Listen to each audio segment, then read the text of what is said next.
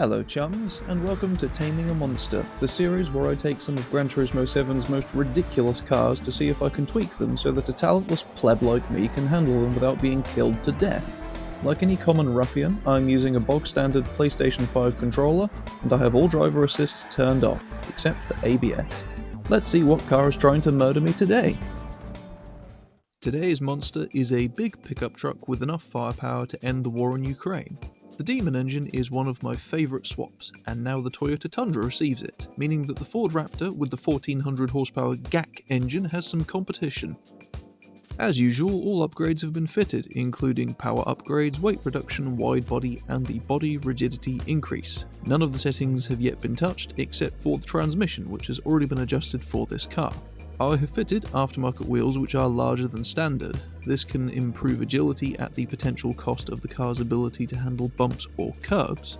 As with the Ford Raptor, there are no aerodynamic parts to speak of, so this 1200 horsepower behemoth has no downforce. If you're interested in learning more about aero, downforce, or any other aspect of tuning your car, I have a series called Tuning for Beginners which covers everything from suspension to differential to the transmission.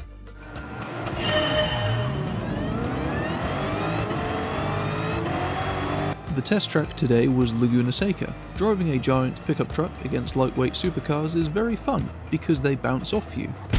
Ha! Prick. Unfortunately, after getting used to the Corvette C5 from last time, I forgot that you need to use brakes. Once I remembered that I wasn't playing Wreckfest, I started paying attention to how the Tundra drives. Bit shit, to be honest. It's very forgiving, but it's all understeer. The truck does not want to turn into corners, and the brakes feel lifeless when compared with the game's more lightweight offerings. So, for my first tweaks, I slammed the body height for mad styling. I also increased anti-roll bars and natural frequency. All of that will reduce body roll and hopefully improve agility. Usually, ironing out body movement is what makes the biggest difference to a car, but in this case the change was not very noticeable. The truck still suffered with understeer when turning into a corner, and it actually oversteers slightly on corner exit.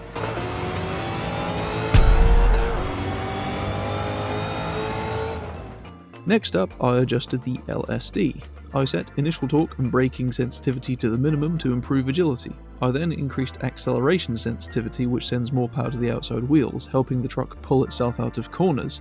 I also sent some power forwards to improve overall traction. Accelerating out of corners now resulted in slight understeer, which was more stable but still not ideal. Twat! The differential changes also gave the truck some more agility, but the overall package still felt mostly quite numb. Oh bollocks. For my final changes, I increased compression, which should make the truck less bouncy over curbs. I decreased camber, more so at the rear since it should improve straight line traction and hopefully braking as a result. I added some front toe in and rear toe out to reduce overall understeer, and I increased rear acceleration sensitivity for the same reason. The truck felt a tad better, but I think there's only so much you can do when you're trying to wrangle 1.8 tons and 6 meters of pickup truck around a racetrack. Either way, it was time to see if my adjustments would work at the Nurburgring. The setup was alright, but I had to make a few tweaks to help with high-speed stability, since the lack of downforce is troublesome.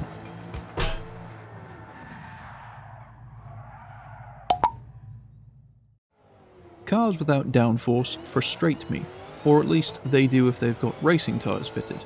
I feel like my knowledge of tuning goes out of the window whenever I'm presented with cars like this. The Nordschleife is not an easy track to drive without downforce, although the Tundra actually performs really quite well on shorter, smoother tracks where there aren't as many curbs, bumps, and high-speed sections to unsettle the truck. Either way, fitting a Demon engine to a Toyota Tundra is a fun idea in theory, though in practice the engine from the Lexus Group 2 car makes more sense, but then that engine is much better suited to the Toyota Crown, and the Demon engine is better off in the Dodge Charger or the Mitsubishi GTO.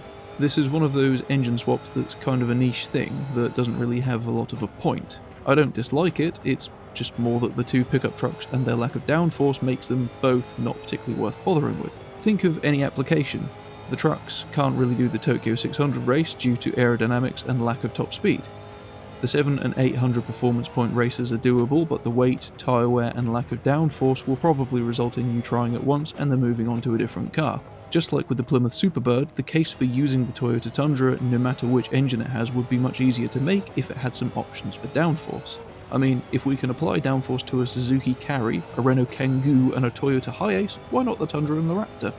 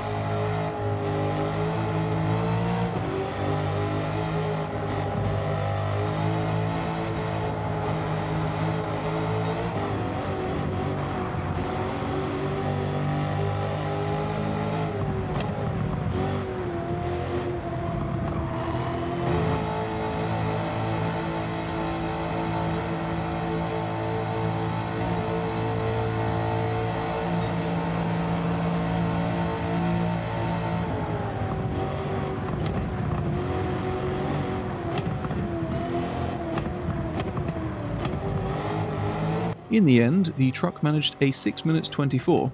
I'm convinced I could get it to go around the track faster, but it's still beaten a huge number of cars that it shouldn't have been able to, from the 1100 horsepower DeLorean to the Hellcat Challenger. So, that was my attempt to tame a monster. I hope my settings helped, or that you enjoyed this video. Join me next time where I'll be driving something slightly smaller. Thank you very much for watching, and if you're feeling particularly generous, I'd greatly appreciate your subscription. Take care now, and ta-ra.